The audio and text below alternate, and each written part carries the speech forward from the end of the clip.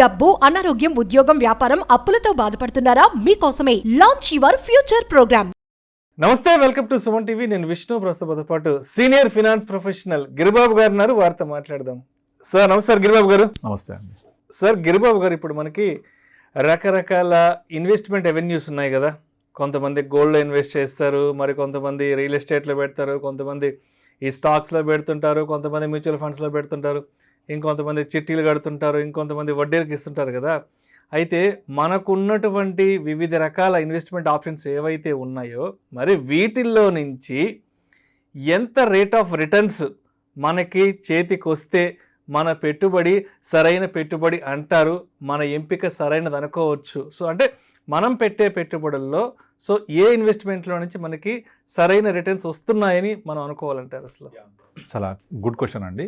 చాలా మందికి ఈ డౌట్ ఉంటుంటుంది. చాలా మంది ఏం చేస్తారంటే, నేను సంపాదించిన డబ్బులు సేఫ్ ఉండాలి నాకు అని తీసుకెళ్ళి ఎఫ్డీ చేస్తారు. కొంతమంది ఎఫ్డీ చేసి చేస్తూ ఉంటారు. ఒక టైం తర్వాత నాకు చాలా తక్కువ వస్తుంది ఎఫ్డీ చేస్తే ఏం రావట్లేదు ఇక్కడ అనిపిస్తుంటారు. 6 to 7 వస్తుంది. అంటే పర్సెంటేజ్ పక్కన పెట్టండి, వాళ్ళు సాటిస్ఫై కారు. ఇక్కడ సాటిస్ఫాక్షన్ ఇంపార్టెంట్. కొంతమంది ఏం చేస్తారంటే ల్యాండ్ కొంటారు. ల్యాండ్ కొంటే కొన్ని చోట్లనేమో ల్యాండ్కున్న డిమాండ్ వల్ల 3-4 yearsకి డబల్ అవుతుంది, మళ్ళీ తర్వాత నెమ్మదిస్తూ ఉంటుంది. కొన్ని చోట్ల ఒక 10 years కూడా డబల్ కాదు, డిపెండింగ్ ఆన్ డిఫరెంట్ ఫ్యాక్టర్స్. చుట్టుపక్కల డెవలప్మెంట్స్ ఏం రావు, దాన్ని బట్టి లేట్ అవ్వచ్చు. బట్ ల్యాండ్ విషయంలో అంత డిస్సాటిస్ఫాక్షన్ ఉండదు వాళ్ళకు. ఎందుకు అంటే, నా దగ్గర ల్యాండ్ ఉంది కదా, టచ్ ఫ్యాక్టర్ ఉంటుంది. ఎప్పటికైనా మందే కదా, పెరగకపోతుందా, పెరుగుద్ది అనే ఒక సాటిస్ఫాక్షన్ ఉంటుంది. రేపు రోజు పిల్లలు పనికి వస్తుంది, 10 ఏళ్ళ తర్వాత 15 ఏళ్ళ తర్వాత. ఇక్కడ మ్యూచువల్ ఫండ్స్ వచ్చేప్పటికి, మ్యూచువల్ ఫండ్స్లో నాకు కొన్ని ఫండ్స్ 20 ఇస్తాయి, కొన్ని 15 ఇస్తాయి, డెట్ ఫండ్స్ 5%, 6% ఇస్తాయి, బ్యాలెన్స్ ఫండ్స్ 12 ఇస్తాయి, ఈక్విటీ సేవింగ్స్ ఫండ్స్ 9% ఇస్తాయి, 8-9%. ఇట్లా ఒక్కొక్క కేటగిరీకి ఒక నిర్దిష్టమైన రిస్క్ అసోసియేట్ అయ్యి నిర్దిష్టమైన రిటర్న్స్ ఇస్తూ ఉంటాయి. ఇది ఒకటి. కొంతమంది ఏం చేస్తారంటే, ఇవన్నీ కాదు నాకు దేని తెలియదు, నేను చిట్టి వేస్తే నాకు మంచి రిటర్న్ వస్తుంది అని చిట్టి వేస్తూ ఉంటారు. ఇప్పుడు మనం డిస్కస్ చేసిన చిట్టి, FD, real estate, mutual funds, ఇంకేమున్నాయి, గోల్డ్ ఒకటి, వడ్డీ వ్యాపారం, వీటన్నిటికీలో కూడా ఒక్కొక్క నిర్దిష్టమైన రిస్క్ అసోసియేట్ అయ్యి ఒక రకమైన రిటర్న్స్ మనం ఎంజాయ్ చేయొచ్చు. అయితే ఇక్కడ ఏ ప్రోడక్ట్కి ఎంత రిటర్న్ వస్తుంది, ఆ వచ్చే రిటర్న్ నాకు సాటిస్ఫాక్షన్ ఉంటుందా లేదా అనేది వెరీ వెరీ ఇంపార్టెంట్. అల్టిమేట్లీ ఈ రేట్ ఆఫ్ రిటర్న్ అనేది ఒక్కొక్క ప్రోడక్ట్కి ఏదైతే అసైన్ అయ్యి ఉందో, అంటే ఎఫ్డి అయితే 6-7 మించి రాదు, మ్యూచువల్ ఫండ్స్ అయితే 12-15% అనేది కరెక్ట్ రేట్ ఆఫ్ రిటర్న్. తర్వాత చిట్టి అయితే ఎంత వస్తుంది ఎగ్జాంపుల్ కోసం.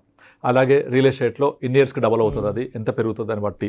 ఇవన్నీ కూడా వాటి యొక్క రిస్క్ అసోసియేట్ని బట్టి వస్తూ ఉంటాయి. అయితే ఇక్కడ మనము చూసే విధానంలోనే మార్పులన్నీ వస్తూ ఉంటాయి. నేను ఎంత రిటర్న్ వస్తే సాటిస్ఫై అవుతాను, దాన్ని బట్టే మనం ఇక్కడ ఎంత వస్తుంది మీరు అనే క్వశ్చన్కి ఆన్సర్ చెప్పవచ్చు. ఇది ఇంకొంచెం నెంబర్స్లో చెప్పాలంటే, సపోజ్ ఫర్ ఎగ్జాంపుల్ మన దగ్గర ఒక ₹1,00,000 ఉన్నాయి. ఈ 1,00,000 తీసుకెళ్ళి స్టేట్ బ్యాంక్ ఆఫ్ ఇండియాలో ఎఫ్డీ చేసాం. India's largest bank, PSU bank, safest bank. Deposit ఎంత వస్తుంది? 6% వస్తుంది. ఓకే, 6% నాకు సరిపోదు, చాలా తక్కువ, బట్ సేఫ్ కనుక నాకు వద్దు. నేనేం చేస్తాను, ఈ ₹1,00,000 తీసుకెళ్ళి ఎవరికైనా తెలిసిన ఫ్రెండ్ అడుగుతున్నాడు, వాడికి వడ్డీకి ఇస్తా అని వడ్డీకి ఇస్తాం. ధర్మ వడ్డీ ఎంత ఉంటుంది? పర్సెంటేజ్ చెప్పండి. ₹2 వడ్డీ అంటే 24%. సో 24% వచ్చేసి ఒక తెలిసిన మిత్రుడికి ఇస్తాము. మనకు ఎంత ఇస్తాడు? నెలకు ₹2 చొప్పున ఇస్తున్నాడు, అంటే 2000 వస్తుంది.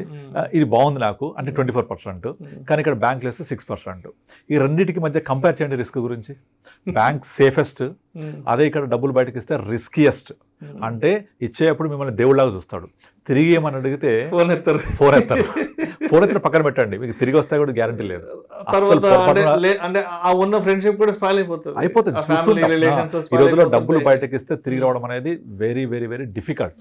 అడిగి అనవసరంగా చెడ్డవడం, శత్రుత్వం కొని తెచ్చుకోవడం. అవసరమే అడిగితే కొంచెం హెల్ప్ చేసి వదిలించుకోండి, అక్కడతోటి అయిపోతుంది. అంతేగాని ఇట్లా వడ్డీకి నేను ఇస్తాను, ఫ్రెండే కదా, తెలిసిన వాడే కదా, ఇస్తాడు మంచోడు అని అనుకొని ఇస్తే కనుక మీకు డబ్బులు రావడమే కష్టం. ఓకే, మన పాయింట్కి వస్తే అది ఎంత risk? 100% risk. You may not get life risk, డబ్బులు కూడా రిస్క్. 100% మీకు వెనక్కి కూడా రాకపోవచ్చు ఒకసారి. బట్ మంచి రిటర్న్ వస్తుంది 24%. నాకు అది వద్దు, పెట్టొద్దు ఎవరు అక్కడ, అటువైపు వెళ్ళొద్దు. సో 24% విత్ ఫుల్ రిస్క్ మనకు వద్దు. అది 6% బ్యాంక్ సేఫ్టీ కానీ ఇది వద్దు నాకు, సరిపోవట్లేదు, ఇది బాగుంది కానీ రిస్క్ ఉంది. ఇప్పుడు ఏం చేద్దామంటే రెండింటిని యావరేజ్ చేద్దాం. What is average of 6 + 24? 30/2, 15%. 15% అనేది average of risk full, risk free యొక్క యావరేజ్. అంటే ఫుల్ రిస్క్ తీసుకుంటే 24% వస్తుంది, జీరో రిస్క్ తీసుకుంటే 6% వస్తుంది. వీటి యావరేజ్ వచ్చేసి 30/2, 15%. అంటే నాకు 15% కనుక వస్తే this is the average of risk full and risk free. ఇది మాక్సిమం సైడ్ అన్నట్టు. Okay, average. అండ్ నేను ఇక్కడ బ్యాంక్ వెళ్తే 6% వస్తుంది కదా, నాకు బ్యాంక్కి 6 ఎలాగో గ్యారంటీకి వస్తుంది, నాకు ఇంకెంత ఎక్కువ వస్తే ఐ విల్ బి సాటిస్ఫైడ్. అంటే దీన్ని ఆపర్చునిటీ కాస్ట్ అంటాం. అంటే నాకు ఇక్కడ ఆపర్చునిటీ ఉంది 6% అనేది, దీనికి ఎంత బెటర్ రావాలి నాకు అని చూసుకుంటే అట్లీస్ట్ బ్యాంక్ వెళ్తే 6 వస్తుంది కాబట్టి నాకు మినిమం ఒక 12, అంటే డబల్ ఆఫ్ ద బ్యాంక్ వస్తే ఐ విల్ బి సాటిస్ఫైడ్. అంటే 12% లోవర్ సైడ్, 15% హయ్యర్ సైడ్ కనుక వస్తే ఆ rate of return very very very good return. One should satisfy for that. ఈ రేట్ ఆఫ్ రిటర్న్ 12కి వస్తుందా, 15కి మధ్యలో కనుక వస్తే మనకు చాలా మంచి రిటర్న్ జనరేట్ అయినట్టు. So you have to satisfy that level. అంతేగాని నాకు సాటిస్ఫై కాను, నాకు 20 కావాలి 30 కావాలంటే మనం ఏం చేయలేము దానికి. అవును, అంతే కదా, సబ్జెక్ట్ టు మార్కెట్ రిస్క్ అలాగా. మీరు అంతెందుకు మీరు ఈ రోజుల్లో చాలా మంది క్రిప్టో కరెన్సీ మాట్లాడుతూ ఉంటారు. ఇక అది ఎంత రిస్క్ అంటే చెప్పలేం. మీరు పెట్టే డబ్బులు ఎక్కడికి వెళ్తాయి, ఏ కంట్రీ మేనేజ్ చేస్తుంది, ఎందులోకి వెళ్తున్నాయి, దాని రెగ్యులేషన్ ఏంటి, రూల్స్ ఏంటి, ట్యాక్సెస్ ఏంటి, ఎవరికి తెలియదు. జీరో ఆన్సర్ ఎవరి చేతిలో ఉంటుంది తెలియదు. పొరపాటున మీరు ఇన్వెస్ట్ చేసిన యాప్ కనుక పోతే, ఆ క్రెడెన్షియల్స్ పోతే ఇంకెవరిని అడుగుతారు? ఇంకా దారుణమైన రిస్క్ కదా అది. But people are still investing. ఎందుకు అంటే మా ఫ్రెండ్ వచ్చి పెట్టాడు, వాడికి డబ్బులు వచ్చాయి, గ్రీడ్ అంతే. సో అదో తెలుతూ ఉంటారు. కొంతమంది స్టాక్ మార్కెట్లో బయట నుంచి చూస్తే స్టాక్ మార్కెట్ చాలా లుక్రేటివ్ కనిపిస్తుంది. ఇగో ఈ షేర్ ఇక్కడ ఉంది, కొన్నాడు మావాడు, పెరిగింది, డబ్బులు వచ్చాయి, కొన్నాడు, పెరిగింది, ఇదే కనపడుతుంది. ఒక్కసారి దిగితే దాని లో తెలుస్తుంది. సో అలా తెలుసుకొని లేదు ఇంకా క్విక్ డబ్బులు రావాలంటే బ్యాంక్ నిఫ్టీలో F&O చేయాలి, ఆప్షన్స్ చేయాలి, ఇవన్నీ రకరకాలుగా వెళ్ళి అల్టిమేట్ డబ్బులు పోగొట్టుకుంటూ ఉంటారు. పోగొట్టుకొని మళ్ళీ తీసుకెళ్ళి FD చేస్తూ ఉంటారు. ఇదైతే సేఫ్ ఉంటుంది, నాకేం ప్రాబ్లం లేదని. కనుక అంత గ్రీడ్కి వెళ్ళొద్దు, అంత మరీ సేఫ్టీ బ్యాంకు పెట్టాల్సిన అవసరం కూడా లేదు. మనకు 12-15 ఎక్కడొస్తున్నాయని గమనిస్తే అన్నిటికంటే ఇంపార్టెంట్ సేఫ్టీ ఉండి గుడ్ రిటర్న్స్ వచ్చే ప్రోడక్ట్ అన్ని మీరు చెప్పిన గోల్డ్, తర్వాత ల్యాండ్, తర్వాత ఇది ఇంకేం చెప్పారు, రియల్ ఎస్టేట్, ల్యాండ్, ఫిక్స్, ఇవన్నీ కంపేర్ చేస్తే అన్నిటికంటే mutual funds are the best which generates returns between 12 to 15. మీకు 12% కావాలి నాకు సరిపోతుంది అనుకుంటే బ్యాలెన్స్ ఫండ్స్ వెళ్ళండి. బ్యాలెన్స్ ఫండ్స్ ఆ కేటగిరీ హ్యాపీగా 12+ ఇస్తాయి, 11-12 వరకు ఇస్తాయి. కొంచెం కనుక నేను లాంగ్ టర్మ్ ఉంటాను, ఫుల్ ఈక్విటీ తీసుకుంటానంటే మీకు equity, small cap, mid cap, sectoral funds, multiflex ఇలాంటి ఫండ్స్ అన్ని కూడా అప్ టు 15 వరకు జనరేట్ చేసే స్కోప్ ఉంటుంది. సో 12-15% అనేది over a period of time generate చేసే పొటెన్షియల్ ఉండి జనరేట్ చేస్తూ ఉంటే ఇక్కడ అన్నిటికంటే ఇంపార్టెంట్ థింగ్ ఏంటంటే పవర్ ఆఫ్ కాంపౌండింగ్. అంటే ఇది మన క్రీమ్ ఆన్ ది కేక్ లాగా, ఐసింగ్ ఆన్ ది టాప్ లాగా మీకు పవర్ ఆఫ్ కాంపౌండింగ్ వల్ల ఈవెన్ 12-15% వచ్చినా కూడా it will create a big corpus over period of time. మీకు పవర్ ఆఫ్ కాంపౌండింగ్ లేకుండా సింపుల్ ఇంట్రెస్ట్ 12-15 అనేది మీకు అంత రిటర్న్ జనరేట్ చేయదు. కనుకనే ఈ పవర్ ఆఫ్ కాంపౌండింగ్ అర్థం కాక చాలామంది ఏం చేస్తారంటే నాకు 12-15 అంటే తక్కువ, సరిపోదు, నాకు 24 కావాలని రిస్క్ తీసుకొని చాలా ఇబ్బంది పడుతుంటారు. గ్రీడ్ కోసం పోయి ఇబ్బంది పడి ఈ క్రిప్టో కరెన్సీలని, బయట అప్పులు ఇవ్వడం అని, చిట్టీలు వేయడం అని, స్టాక్ మార్కెట్ ట్రేడింగ్ చేస్తుంటారు. ఇవేం చేయక్కర్లేదు. మీరు కనుక మ్యూచువల్ ఫండ్ ఇన్వెస్ట్ చేసి 12-15% రిటర్న్ జనరేట్ చేస్తూ పవర్ ఆఫ్ కాంపౌండింగ్ ద్వారా ఒక 5-10 years ఉండండి. You will really see the wonders. మీకు రూల్ 15 తెలుసు కదా, మనం చాలాసార్లు చెప్తూ ఉంటాం. 15,000 15 years 15% రిటర్న్ వస్తే ఎగ్జాక్ట్లీ 15 years తర్వాత అది 1 crore అవుద్ది. ఇప్పుడు మనం 25-30 సంవత్సరాల వ్యక్తి, 30 సంవత్సరాల వ్యక్తి తీసుకోండి, అతను కనుక శాలరీ ఉంటే అందులోంచి 15,000 కనుక నెలకు పెట్టగలిగితే 15 సంవత్సరాలు అంటే 30 years వ్యక్తి 45 years వెళ్ళేప్పటికీ అతని కార్పస్ 1 crore అయ్యి ఉంటుంది డెఫినెట్లీ, ఇఫ్ ఇట్ జనరేట్స్ 15%. ఇది నేను జనరేట్ చేయగలుగుతానా లేదా అనేది మీకు డౌట్ అక్కర్లేదు. Meet the financial advisor like us, definitely they will try to generate 15%. ఒకటి. తర్వాత ఇలా 15% తోటి వెళ్తూ ఉంటే 45 years రాగానే వాళ్ళ కార్పస్ ఉంటుంది కదా, లేదు నాకు ఇంకొంచెం ఎక్కువ కావాలి, తొందరగా కావాలి అనుకుంటే increase your SIP, step up SIP అంటారు. అంటే 30 సంవత్సరాలు అప్పుడు 10,000 స్టార్ట్ చేస్తే 33కి వెళ్ళినప్పుడు దీన్ని కొంచెం పెంచండి, 20,000 చేయండి, తర్వాత 25,000 చేయండి. అప్పుడు మీరు అనుకున్న కార్పస్ 45 అవసరం లేదు, 45 గంటల లోపల 42-41 సంవత్సరాల లోపలనే మీరు చేరుకోగలుగుతారు Right. Because of power of compounding. Yes. అంటే ఇక్కడ అంతా మనం మాట్లాడేది ఆ 12-15% గురించే. ఇది సాధిస్తూ గనక ముందుకెళ్తే you will see lot of wonders.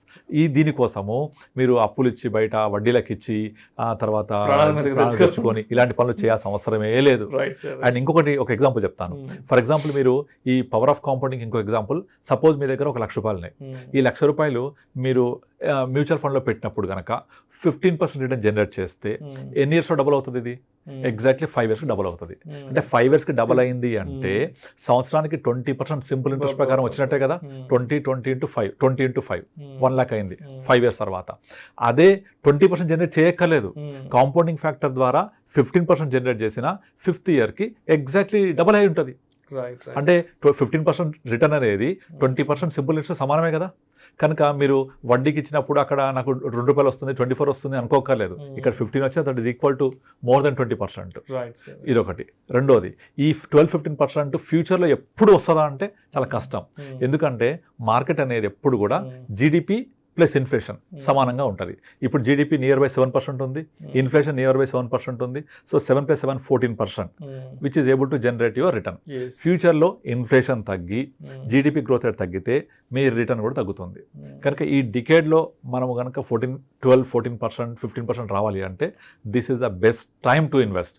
ఫ్యూచర్లో అంటే మన నెక్స్ట్ జనరేషన్ వాళ్ళకు ఇలాంటి 12-15% రిటర్న్ రాకపోవచ్చు కూడా. ఇది మనం ప్రజెంట్ చూస్తున్నాం. యుఎస్, జపాన్, యూకే అడ్వాన్స్డ్ కంట్రీస్లో ఇన్ఫ్లేషన్ చాలా స్ట్రింక్ అయిపోయింది. అలాగే గ్రోత్ రేట్ స్ట్రింక్ అయిపోయింది. అక్కడ హార్డ్లీ 4-5% వస్తే ఎక్కువ. వాళ్ళ ఎకానమిక్ గ్రోత్ రేట్ అంతా కూడా 2-3% ఉంటుంది, ఇన్ఫ్లేషన్ ఒక 3%, 5-6%. ఒక్క ఇండియాకే ఈ స్కోప్ ఉంది ఇప్పుడు 14%-15% కైండ్ ఆఫ్ రిటర్న్ జనరేట్ చేయడానికి. సో ఇలా మనం వెళ్తే సూపర్ రిటర్న్స్ చేయొచ్చు. Thank you so much Giribabu garu. Thank you అండి.